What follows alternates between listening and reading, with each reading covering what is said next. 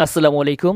ইতিমধ্যে বিভিন্ন জায়গায় বিভিন্ন গ্রামে বিভিন্ন ওয়ার্ডে ভোটার হালনাগাদের কার্যক্রম শেষ হয়েছে এবং সেখানে নতুন ভোটারদের তথ্য সুপারভাইজার বা তথ্য সংগ্রহকারী নিয়ে আসছে।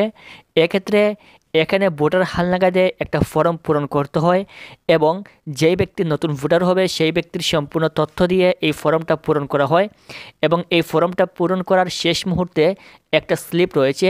এই স্লিপের অংশটা সেই নতুন ভোটারকে দিয়ে দেওয়া হয়, যাতে এই ভোটার এই স্লিপের অংশটা নিয়ে পরবর্তীতে ছবি তোলার জন্য উপস্থিত হয়।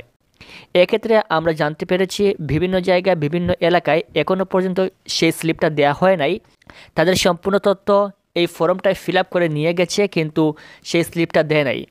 আজকের এই ভিডিওতে মূলত আলোচনা করব সেই স্লিপটা যারা যারা পান নাই আপনারা কোথায় থেকে এই স্লিপটা সংগ্রহ করবেন এবং ছবি তোলার আগে অবশ্যই তোমাদেরকে এই স্লিপটা সংগ্রহ করতে হবে। এখানে প্রথম যে বিষয় এটা হচ্ছে, ছবি তোলার জন্য অবশ্যই তোমাদেরকে সেই স্লিপটার সঙ্গে করে নিয়ে যেতে হবে।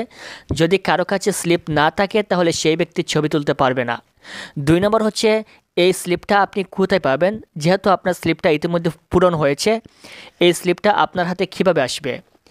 এখানে যেই ব্যক্তি আপনার ভোটার হালনাগাদের নাম উঠিয়েছে, যেই সুপারভাইজার অথবা হালনাগাদের কর্মী, সেই কর্মী কিন্তু আপনার এলাকার।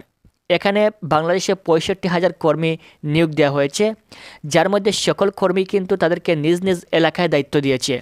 যেমন আপনার এলাকায় যেই কর্মী আপনার সম্পূর্ণ ডকুমেন্ট নিয়েছে, সেই কর্মীর বাসা, সেই কর্মীর বাড়ি আপনি দেখবেন যে আপনার বাড়ির আশেপাশে রয়েছে অথবা আপনার এলাকায় রয়েছে অথবা আপনার কাছের কোনো এলাকায় রয়েছে।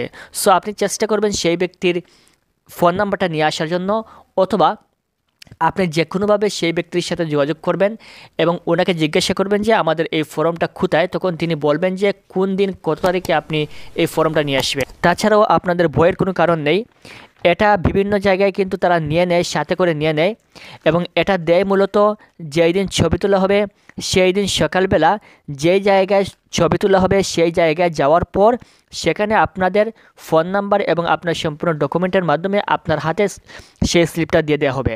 যেমন যদি আপনি গ্রাম অঞ্চলে বসবাস করেন তাহলে আপনার ইউনিয়ন পরিষদের ছবি তোলা হবে এবং সেখানে যাওয়ার পর সকালবেলা আপনাকে সেই স্লিপটা দেওয়া হবে। অথবা যদি আপনি সিটি কর্পোরেশন কিংবা পৌরসভায় বসবাস করেন তাহলে সেখানে যাওয়ার পর যে জায়গায় আপনার ছবি তোলা হবে সেই জায়গায় যাওয়ার পর আপনার হাতে সেই স্লিপটা দিয়ে দেওয়া হবে এবং সেই স্লিপটা নিয়ে আপনি সরাসরি ভোটার হালনাগাদের ছবি তুলবেন, আপনার বায়োমেট্রিক দিবেন, হাতের ফিঙ্গার দিবেন, চোখের আইরিশ দিবেন এবং আপনার স্বাক্ষর দিয়ে আপনি নতুন ভোটার হবেন। আশা করি বুঝতে পেরেছেন। পরবর্তী ভোটার তালিকা হালনাগাদ সংক্রান্ত সকল আপডেট পাওয়ার জন্য অবশ্যই আমাদের এই চ্যানেলটি সাবস্ক্রাইব করে রাখবেন। ভিডিওটি সম্পূর্ণ দেখার জন্য অসংখ্য ধন্যবাদ।